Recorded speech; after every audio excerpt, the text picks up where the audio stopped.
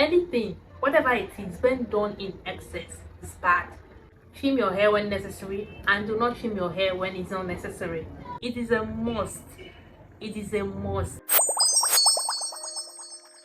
Hi guys, welcome back to the channel. My name is Caroline, and if you're tuning in for the very first time, hi, please don't make it your last. Tap on the subscribe button right now and don't forget to like, share, comment, do all of that. And if you're a returning subscriber, thank you babes for coming back. So in today's video, I'm going to be talking about the most common mistakes.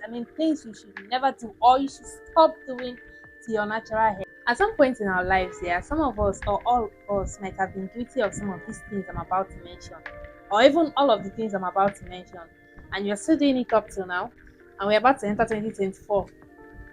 You should stop. At this point, you should just stop. So without further ado, let's just dive right into the video. So the first thing I'm going to be talking about today is over manipulation. Yes, over manipulation. I know how tempting it can be. I know how attractive it can be. I know how tempting it can be to always style your hair, to always tweak it into different styles. But baby, relax. Give your hair some break, because you all know over manipulation kind of breaks your hair and damages your hair to an extent. So please tone it down a bit. Tone it down a bit. Calm down. I know your blood is hot. I know it's very, very fine to, do different styles every day, but please calm down. Okay? While we're talking about over manipulation, I must not forget to mention wearing very tight hairstyles. Wearing very tight hairstyles, very high tension hairstyles, like your slip buns, your ponytails, your braids, your weaves. They must not be that tight. You're putting too much strain and tension on your hair, and at the end of the day, it's going to affect your roots, and then sometimes your edges might start falling off. And edges are like one of the most difficult things to grow back. So you really do not want to lose the one you already have. So keep it low, keep it very minimal.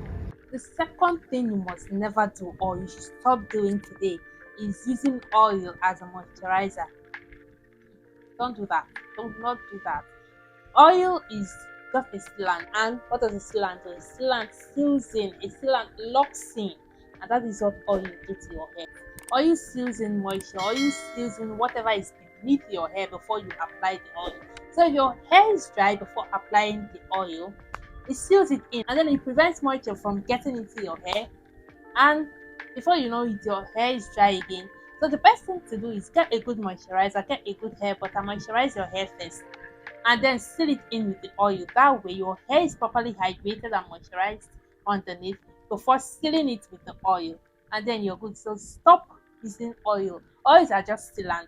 Oil is a sealant, not a moisturizer. Are we good? The third mistake you have to avoid, or you should stop, is not deconditioning your hair. In 2023, you're not deconditioning. Just come on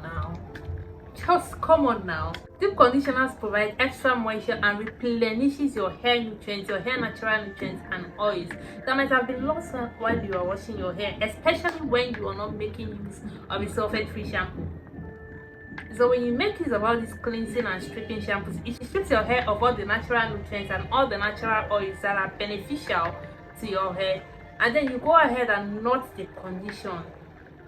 It also helps strengthen your hair, it helps reduce breakage and all of that. So you should incorporate deep conditioners into your routine. It is a must.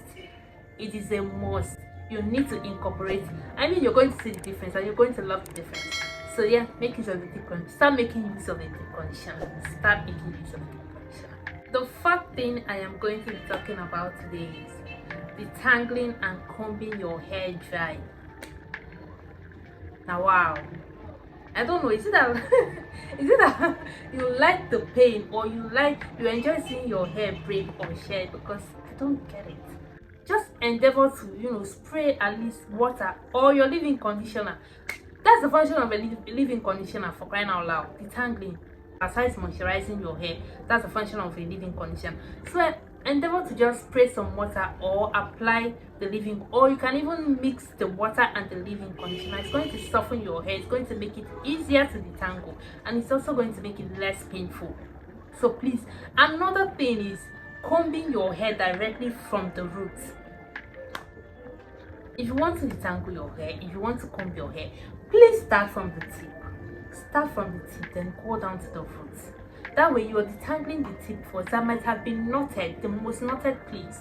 You're detangling it first, and then it's going to make your comb glide even easier while detangling the roots. So please, when you want to comb from your tip down to your root. And again, detangle with water, detangle with the conditioner. Spray some water or conditioner on your hair before you stop detangling dry. Do not detangle your hair dry. Still on this detangling issue, the fifth thing I'm going to be talking about is detangling or combing with small tooth combs. For easy gliding and combing and detangling of your hair, please get a white tooth comb. Get a white tooth comb or a white tooth detangling brush. There are so many of them in the market. Just get one and drop the small tooth comb.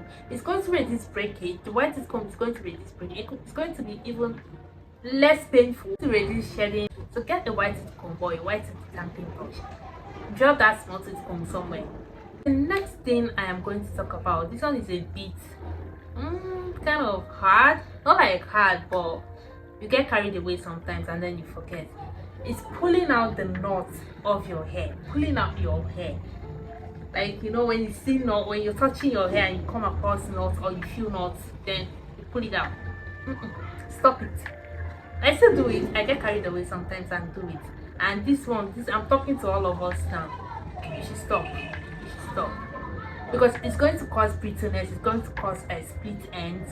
So all of that, we don't want all of that, right?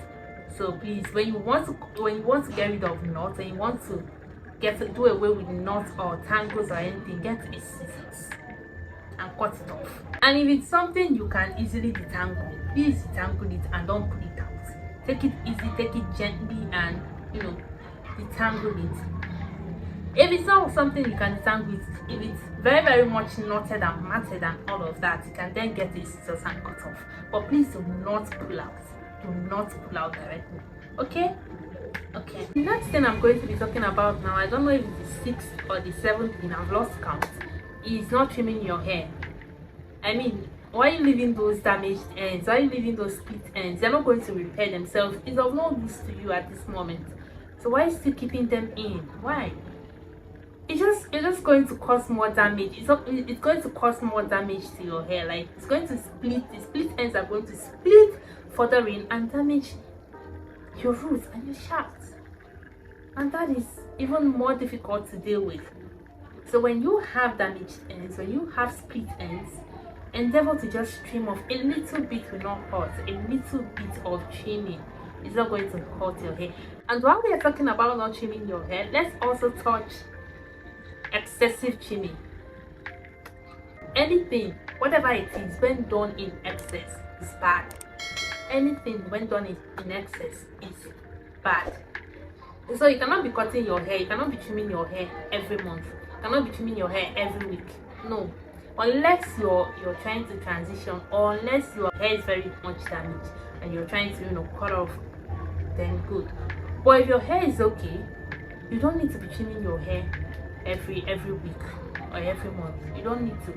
Trim your hair when necessary and do not trim your hair when it's not necessary. The next thing I want to talk about now is not washing your hair or just co-washing. Co-washing is basically just washing your hair with just conditioners. There are benefits to that, I know, but aside the benefits, not properly washing your hair with a shampoo, not properly cleansing your hair, is going to leave your hair very, very dirty with a lot of product build-up, which in turn blocks your hair follicles and then inhibits growth. You need to keep your hair very, very clean. You need to wash your hair properly. Get a sulfate-free shampoo. In fact, that is the most preferable. Get a sulfate-free shampoo. The last thing I want to talk about is cleaning your hair with a towel, with a regular towel. Stop it. Get a microfiber towel or just a clean cotton cloth and then wipe your hair gently. The normal towel, I mean the regular towel, actually kind of adds a lot of friction to your hair while you're trying to clean and rub and all of that, and in turn it breaks off your hair. So please get a microfiber towel or a clean cotton, use it to clean your hair. And yeah, that's just that for that. So with these few points of mine, we've come to the very end of this video. If you found this video very helpful, please give it a thumbs up, leave a comment down in the comment section down below, and share to your friends you think might need this video. And most importantly, please subscribe to me if you've not yet subscribed already. I have a goal of getting to 1K. Help me get to that, please. And yeah, I'll see you in my next one. Bye.